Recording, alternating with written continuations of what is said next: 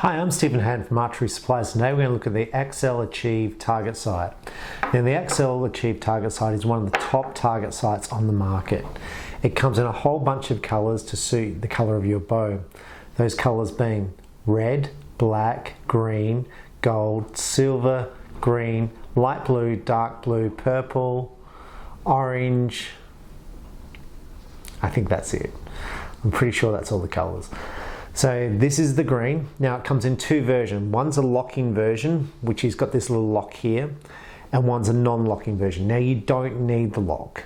All the lock does is you move it like that, and then you cannot move this sight up or down. It's locked in place.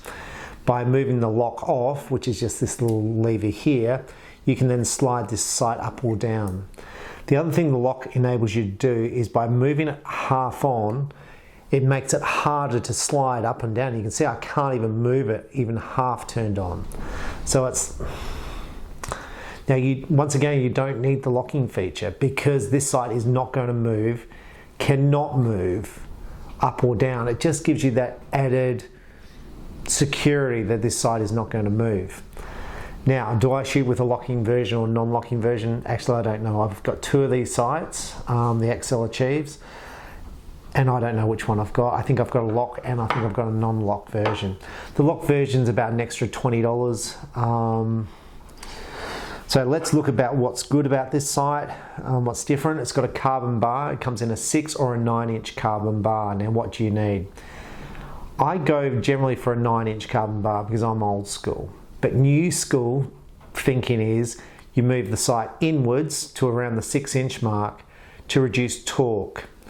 They call it torque tuning, which is basically how much movement you get on your sight if you induce torque in the shot. So what they're talking about, if you induce torque in your hand, this sight will move less if it's in towards the bow more. The other theory is the further the sight is away from the bow, it increases the power of the scope if you're shooting a scope, or increases the accuracy. So I've seen before people like Taylor Worth shoot a 12-inch extension, which is what Axcel used to produce for a recurve archery, just to move it further away because it's basically increases your accuracy. So let's look about what's good with this sight. Now they've got a carbon bar. The old versions used to feature an aluminium bar. Now I personally don't notice any difference between the carbon and aluminium bar in shooting.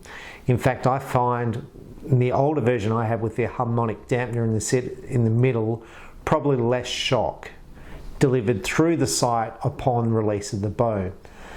However, I did change to the carbon bar. Why? Probably just because it's new, and it's just probably because it's new. That's probably why I changed. Now looking back on it, I don't think it's needed in a carbon bar. I think it just makes it a little bit lighter, and honestly the aluminium bar did not weigh that much. The locking feature of this sight, it slides on and off. Now in my opinion there are better, this is the sight bracket here, there are better sight brackets here. There are some with a ball bearing in the bottom, so when you push it through it actually locks into place as you push it in. You can see here it kind of just slides. There are other ones where this housing here has a ball bearing in the center, so when you push it in it actually clips into each of these little dots you see along the side. But honestly I've never had any sort of problems with it. It fits in this position nicely. It's fine. Okay, now the big selling point of this sight, there's lots of big selling points of this sight, is it moves so nicely. To move up and down, there's not excessive force required. You can see how easily I move it. It's firm but not too firm. As the porridge, the little bear story goes. You can remove the sight block.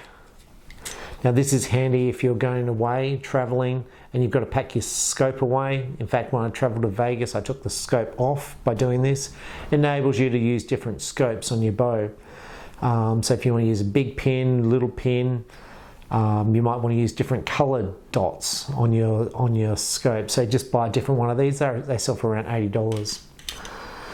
Now, On all top-of-the-line target sites, they give you the option of third axis adjustment.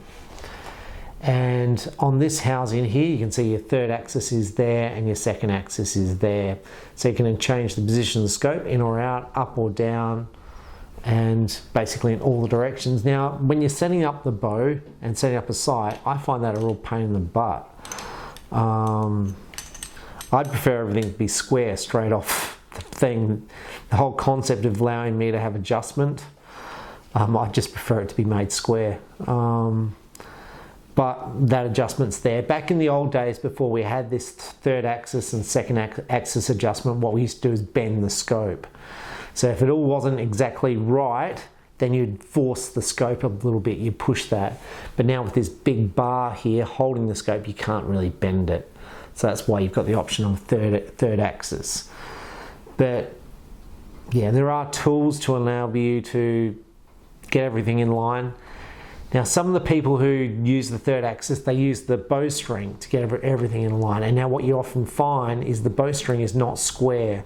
So with single cam bows, you might find the single cam is in the top of the bow, and down the bottom, the bowstring is on the left-hand side because the cable's on the right-hand side. So in fact, the string's at an angle. I'm exaggerating here.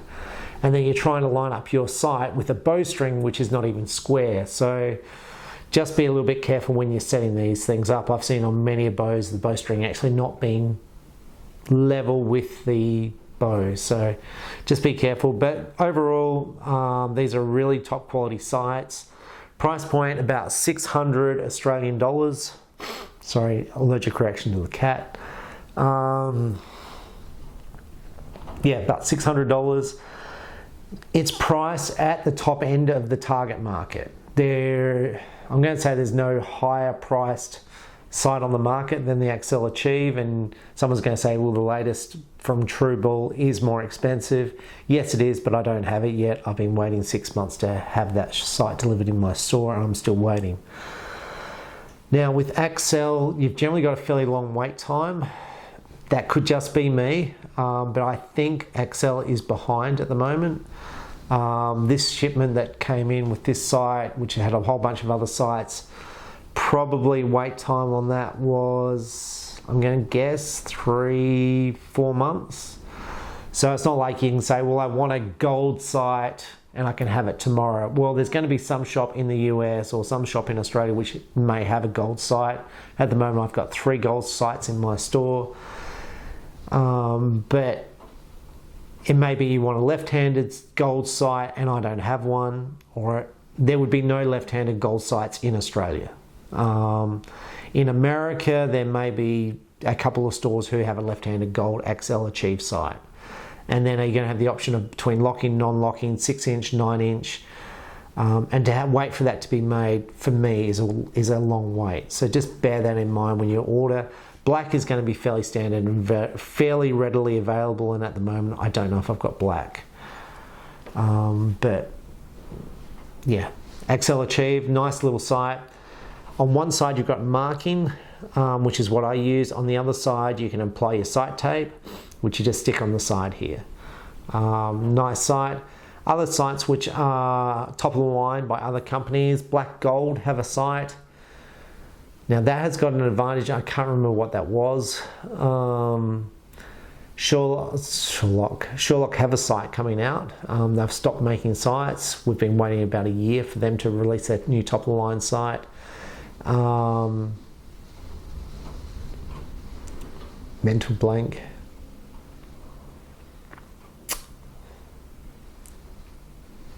Sorry, I can't think of the other top of the line sights at the moment on the market. CBE has got the Vertex.